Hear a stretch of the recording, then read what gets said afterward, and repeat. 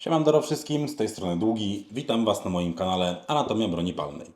W dzisiejszym odcinku chciałbym poruszyć temat rodzajów broni myśliwskiej, czyli tego, czego używa się w celach łowieckich, czego głównie używają myśliwi, co posiadają, jaka jest tego charakterystyka i czym one się różnią.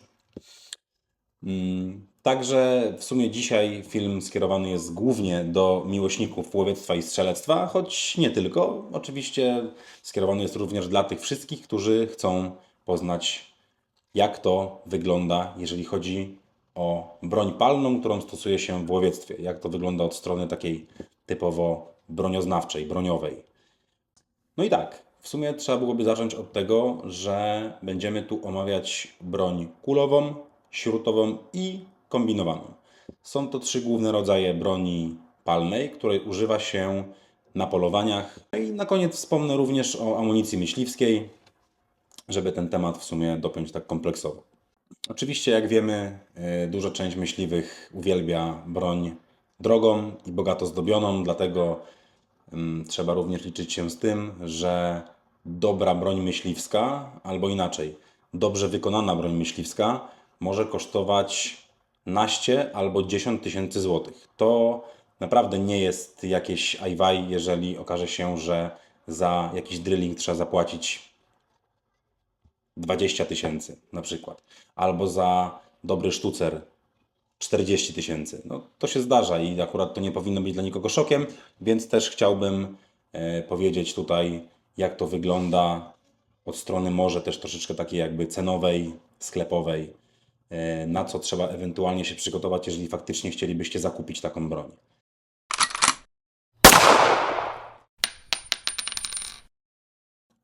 No to już wracając do tego, do tych trzech głównych rodzajów broni myśliwskiej, zaczniemy od najpopularniejszej w sumie chyba broni myśliwskiej, czyli od broni kulowej.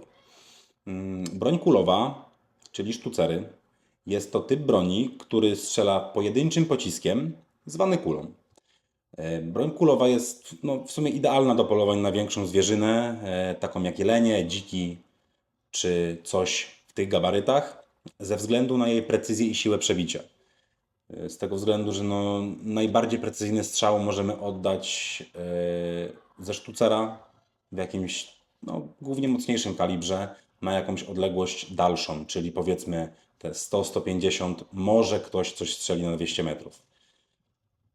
Więc sztucer jest bronią kulową myśliwską, która ma lufy tylko gwintowane.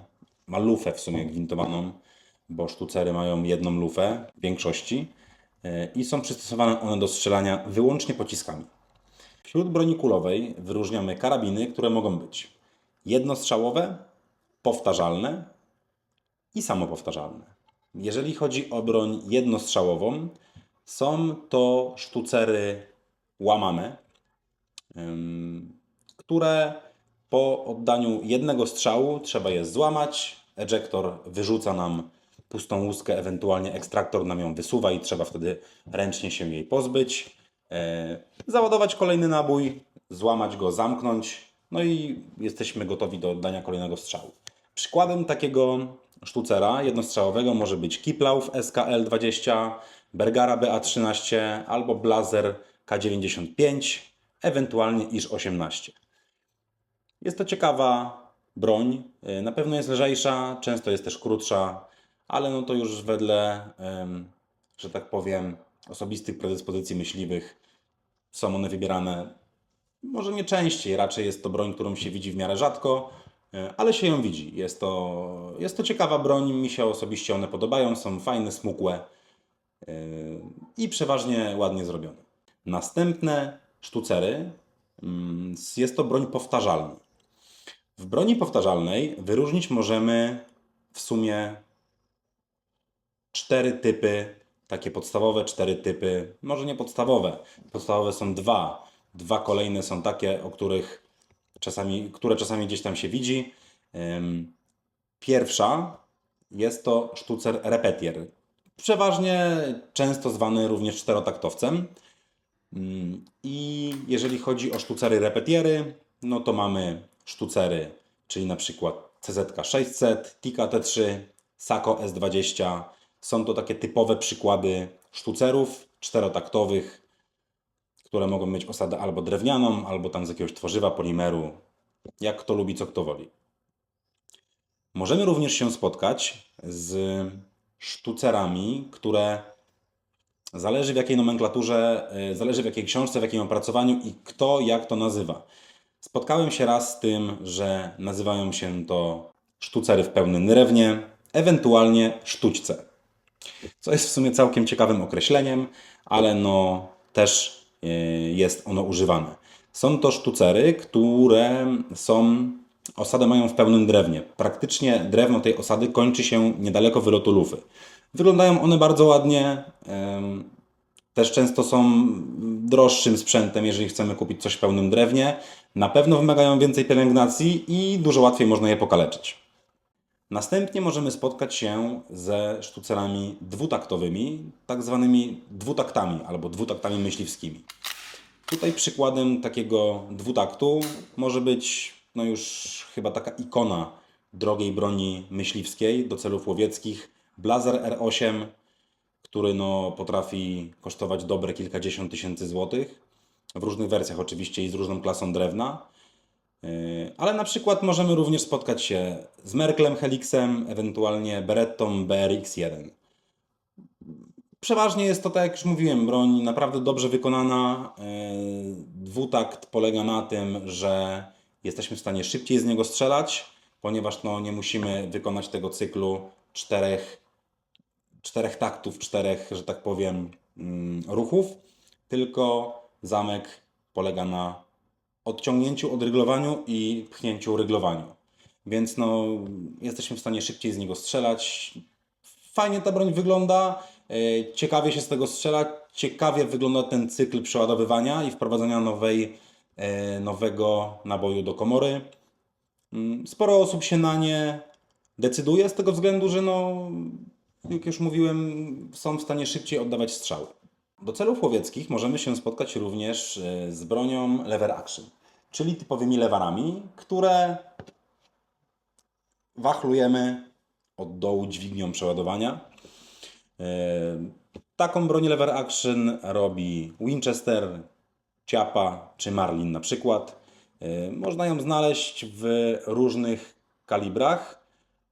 Trzeba oczywiście pamiętać, że broń ta musi spełniać warunki energetyczne pocisku, tak, jeżeli chodzi o dopuszczenie do polowania, więc no nie każdym kalibrem z takiego lewarka nie każdy kaliber możemy wykorzystywać do polowania. W każdej broni tak to wygląda, że nie każdy kaliber możemy wykorzystać do polowania, no ale z tymi lewarkami tym bardziej trzeba uważać, ponieważ w większości, oczywiście nie zawsze, ale w większości i bardzo często są one zasilane amunicją pistoletową lub rewolwerową. Więc na to trzeba zwrócić uwagę. Jeżeli chodzi o jeszcze ciekawostkę na temat karabinów powtarzalnych, to zdarzają się karabiny pump action, czyli przeładowywane jak strzelba pompka i tutaj takim przykładem jest Remington 7600 w kalibrze 30.06. Rozmawiałem raz z jednym myśliwym, który korzystał właśnie ze sztucera pump action w kalibrze chyba właśnie 30.06 i mówił, że nigdy w życiu tak szybko z czegoś nie strzelał jak właśnie z karabinu pompki i że naprawdę bez zmiany składu i bez zgubienia punktu celowania można oddawać bardzo szybko precyzyjne strzały. Także jest to na pewno ciekawa sytuacja, jest to ciekawy egzemplarz, możecie sobie rzucić na niego okiem. Na pewno warto mieć gdzieś tam z tyłu głowy, że istnieje takie coś, jeżeli byśmy chcieli coś powiedzmy kupować, w coś się wyposażać jako myśliwi. No i na tym byśmy w sumie skończyli temat broni powtarzalnej. Przejdziemy teraz do broni samopowtarzalnej. To już jest trzeci rodzaj broni kulowej. Jeżeli chodzi o broń samopowtarzalną, no to mamy temat półautomatów kulowych. Często możecie spotkać się z nazwą automaty kulowe, no ale wedle nomenklatury, której używamy, broń automatyczna jest to broń samoczynna, a jak wiadomo taka broń jak właśnie te automaty kulowe nie jest ona bronią samoczynną, więc możemy ją nazwać półautomatem kulowym. jako broń półautomatyczna, więc więc tak, możemy powiedzieć, że powinniśmy mówić, że jest to broń półautomatyczna, ale już każdy mówi jak mówi. W każdym razie takimi półautomatami może być na przykład słynny i w sumie chyba najbardziej, przynajmniej według mnie, ja najwięcej razy spotkałem się z tym Browning Bar MK3 albo jakieś tam Benelli Argo na przykład.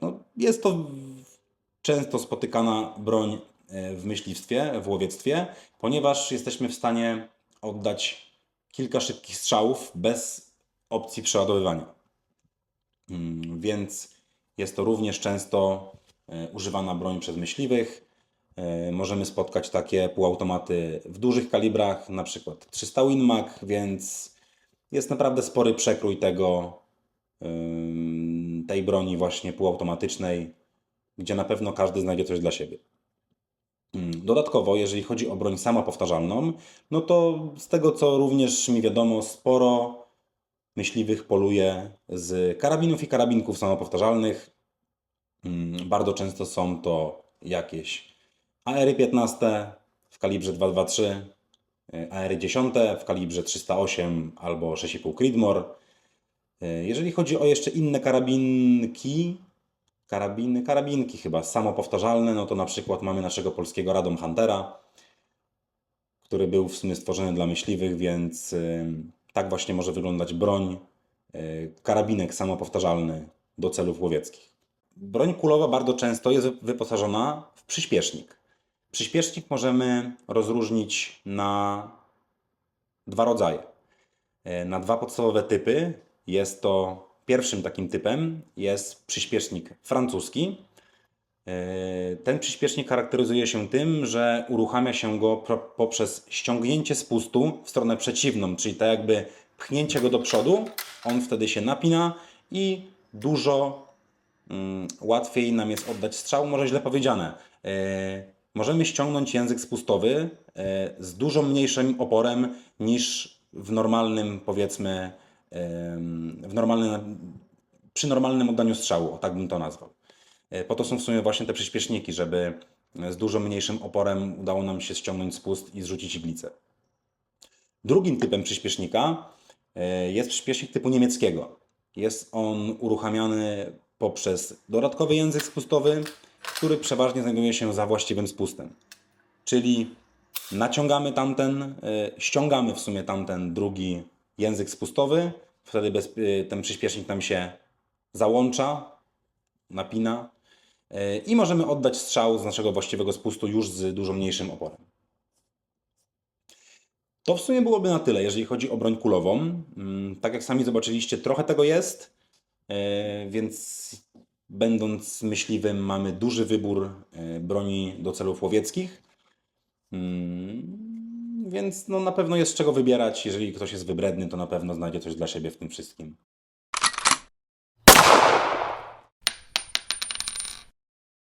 Kolejną rzeczą jest broń śrutowa. Kolejnym rodzajem broni właśnie jest ta broń śrutowa. Głównie, nie głównie, broń śrutowa są to strzelby. Strzelają one śrutem, który po wylocie z lufy rozprzestrzenia się po wystrzale, leci nam wiązka śrutu. Taka broń jest bardzo dobra do polowań na ptactwo wodne i lądowe, ponieważ rozprysk tego śrutu, czyli ta wiązka jest szersza niż kula i zwiększa nam znacząco szanse na trafienie szybko poruszającego się celu. I takie strzelby, taka właśnie broń śrutowa dzieli się w sumie ja tak to przedzieliłem, na 4 podstawowe rodzaje tych strzelb. Mamy na przykład strzelby jednostrzałowe. Tutaj przykładem może być Luger TS-870 w kalibrze 12,70, ISZ-18 w kalibrze 12,70, i pewnie jeszcze coś byśmy znaleźli. Kolejnym rodzajem takiej broni śrutowej są strzelby powtarzalne, czyli typowe pompki, właśnie pump action. Takimi strzelbami powtarzalnymi mogą być różne Mossbergi, Winchestery, Remingtony. Polują ludzie ogólnie z pompkami. Sam znam kilku, którzy mają pompki w swoim arsenale, w swojej szafie, bo po prostu je lubią. Można z nich polować, da się z nich polować, szczególnie jak mają gdzieś tam wymienne czoki, więc jak najbardziej można kombinować z używaniem takich pompek. Choć dużo częściej używane są strzelby samopowtarzalne, czyli jak już przy broni kulowej mówiliśmy, półautomaty, czyli strzelby półautomatyczne.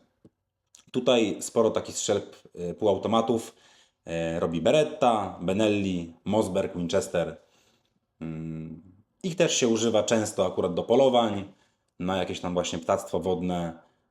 Broń półautomatyczna, jeżeli chodzi o strzelby, jest naprawdę często używana, ponieważ no, można szybko oddać kilka strzałów bez konieczności przeładowywania, ponieważ tam no, czasami przedłużone magazynki potrafi nam wejść 5, 6, 8 nabojów, więc tak, jest to na pewno często używane przez myśliwych. Dodatkowo jeszcze można spotkać się ze strzelbami właśnie lever action, między innymi turecka firma Hunt Group robi takie strzelby. Takie strzelby można spotkać w kalibrze 12,76, ewentualnie w 410. Więc z tym też się liczcie, że gdzieś może Wam to mignąć w jakimś sklepie, czy tam na portalu Gundam, gdzie można znaleźć sporo ciekawej broni używanej. Więc to by było w sumie na tyle, jeżeli chodzi o strzelby. Teraz ktoś pewnie pomyśli, że nie wspomniałem ani o strzelbie horyzontalnej, ani o boku, ale spokojnie.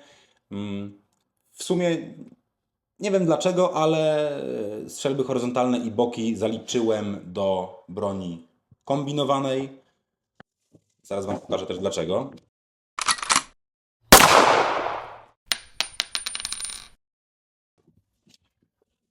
Ogólnie dużo wiedzy, jeżeli chodzi o broń myśliwską, czerpę właśnie z takiej książki pana bodajże Anatola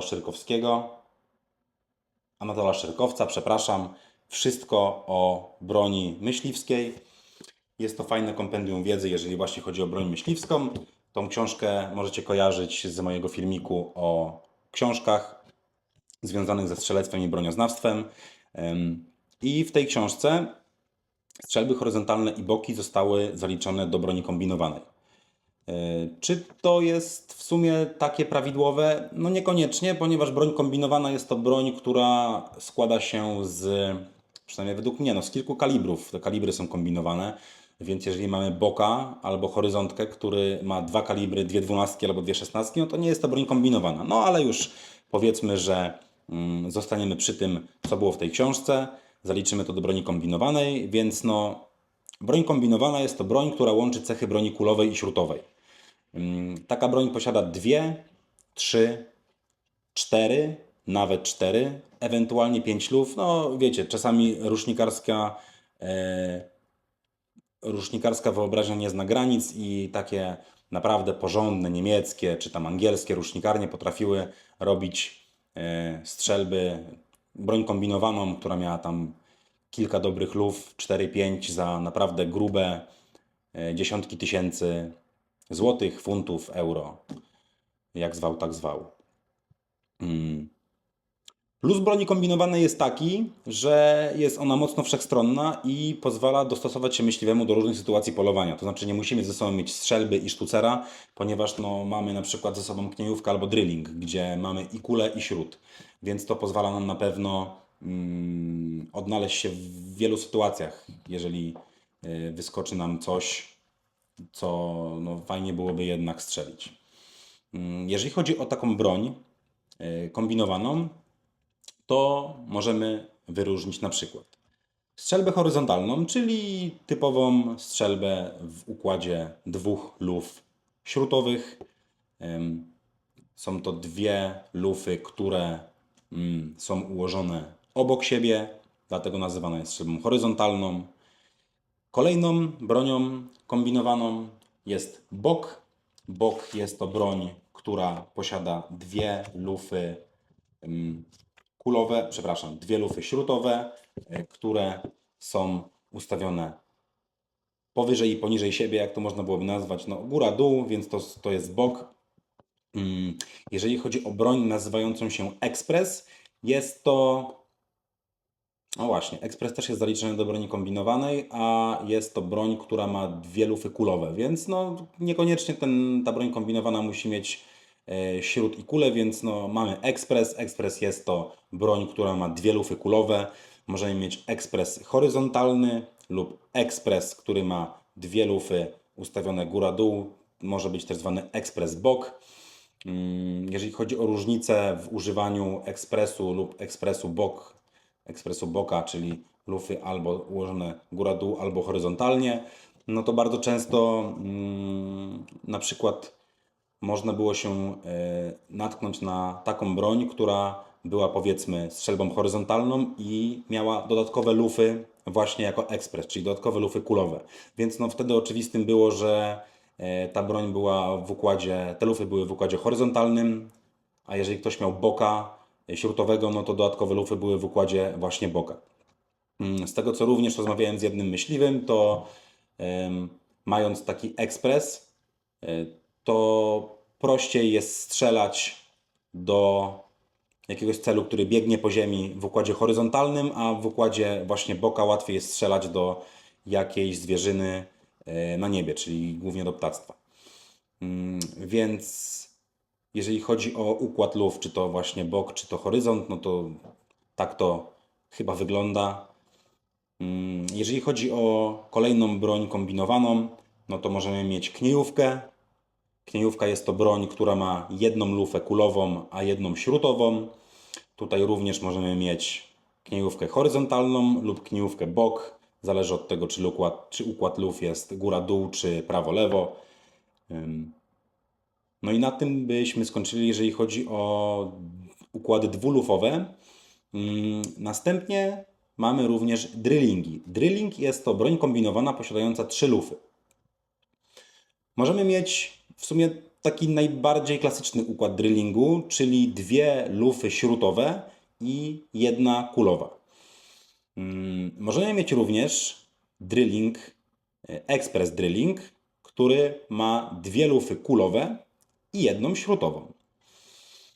Możemy mieć również express bock drilling, który ma 1 lufę śrutową na górze, 1 lufę kulową na dole i 1 lufę kulową z boku. Domyślam się, że również może to wyglądać tak, że mamy 1 lufę kulową na górze, 1 lufę śrutową na dole i 1 lufę kulową z boku. Także no, widzicie, jak duże jest spektrum tego różnego układu luf. Ile kombinacji można wymyśleć, jeżeli właśnie chodzi o dobieranie do preferencji myśliwego broni, do kombinowania z tymi lufami, więc no, jest tego naprawdę dużo.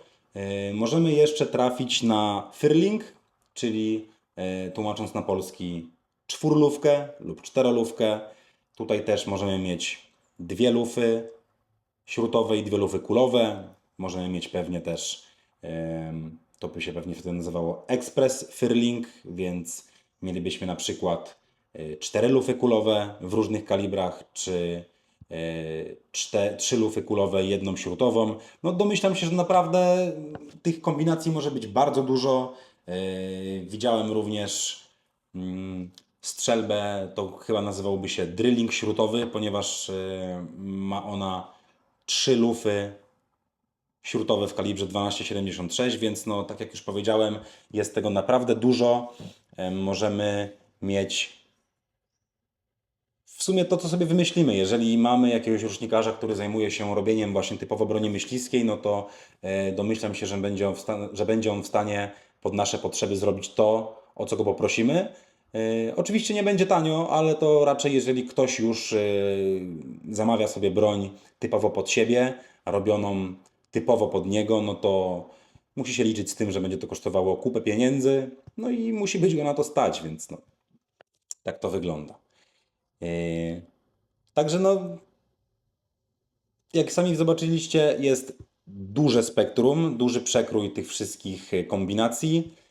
Tutaj również możemy, jeżeli broń kulową, mogliśmy również poruszyć temat czegoś, co ją może różnić, były to akurat przyspieszniki, to jeżeli chodzi o broń śrutową, to możemy również to rozróżnić, tym razem poprzez rodzaj osady, poprzez rodzaj, kształt osady w sumie,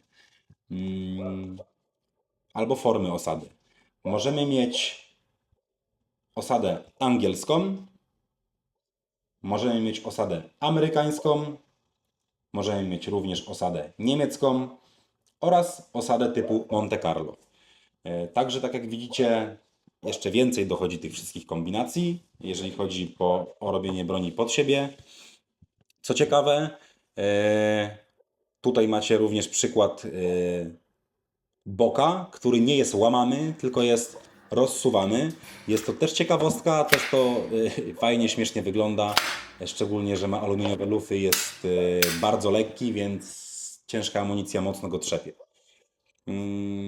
No i w sumie to by było na tyle, jeżeli chodzi o samą broń. Więc już widzicie, że naprawdę jest tego bardzo dużo.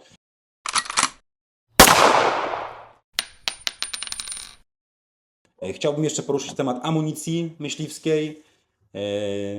No, z amunicji, jeżeli chodzi o tą, to strzela się raczej z tych kalibrów większych. Unika się pocisków pełnopłaszczowych, ponieważ one raczej przeszywają tą zwierzynę i mogą jej szybko nie położyć.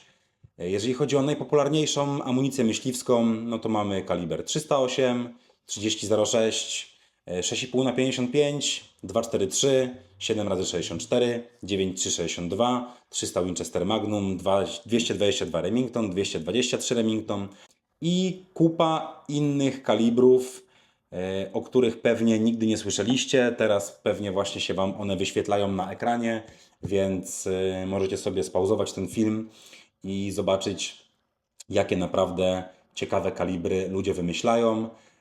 Każdy kraj ma inne przepisy dotyczące łowiectwa, więc no tutaj na przykład, jeżeli w Polsce nie można strzelać, nie można polować z kalibru tam, nie wiem, 22 Hornet albo 17 HMR, no to w niektórych państwach jest to dozwolone, więc robią też taką broń myśliwską. No nie ukrywam, ja jestem trochę zboczony i na przykład marzy mi się zrobić obrzyn z takiego drillingu, który miałby na górze dwie 20, a na dole jakiś, nie wiem, 22 Hornet na przykład. Byłoby to naprawdę coś fajnego.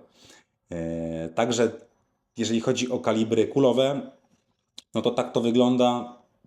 Jeżeli chodzi o kalibry broni śrutowej, to mamy tutaj kaliber 12 na 76, ewentualnie na 70 albo na 65, 16,76, 16,70, 20,70, 20,76, 20,65 czy 410 na 76.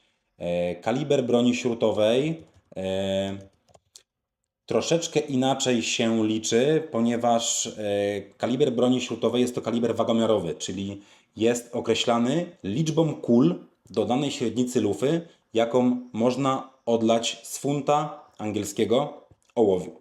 Czyli czym tą wartość mamy większą, czyli na przykład mamy kaliber 12,76 i mamy na przykład kaliber 20,76, to mówi nam to, że kaliber 12,76 będzie większą rurą, ponieważ możemy odlać mniejszą ilość kul. No, jeżeli te kule będą większe, no to z tego funta będzie ich mniej.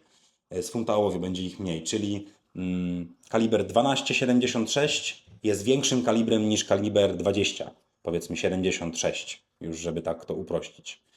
Jeżeli chodzi o te kalibry broni śrutowej, to mamy tutaj powiedzmy 12 na 76, ewentualnie 12 na 70. To jest długość łuski. To jest długość łuski. Często jest tak, że czym ta łuska jest dłuższa, tym większy ładunek prochowy możemy tam zawrzeć i jest po prostu ona mocniejsza. Nie jest to reguła, ale przeważnie tak jest. Więc no, tak to wygląda, jeżeli chodzi o broń i amunicję myśliwską. Jest tego sporo. Broń myśliwska jest mocno skomplikowaną bronią.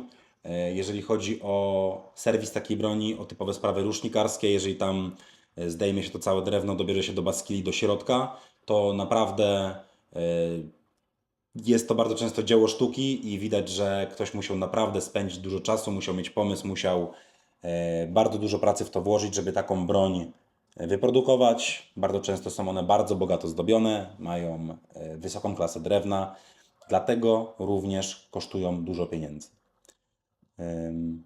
Więc to by było chyba na tyle, jeżeli chodzi o broń myśliwską. Standardowo, jeżeli macie jakieś pytania, to piszcie w komentarzu. Jeżeli macie jakieś uwagi, sugestie, również piszcie w komentarzu. Nie jestem myśliwym, więc jakimś wybitnym specjalistą od takiej broni nie jestem, chociaż no trochę ich na warsztacie przerzuciłem. Więc jeżeli podoba Wam się film, to dajcie łapkę w górę, zostawcie suba i standardowo widzimy się w następnym materiale. Na razie.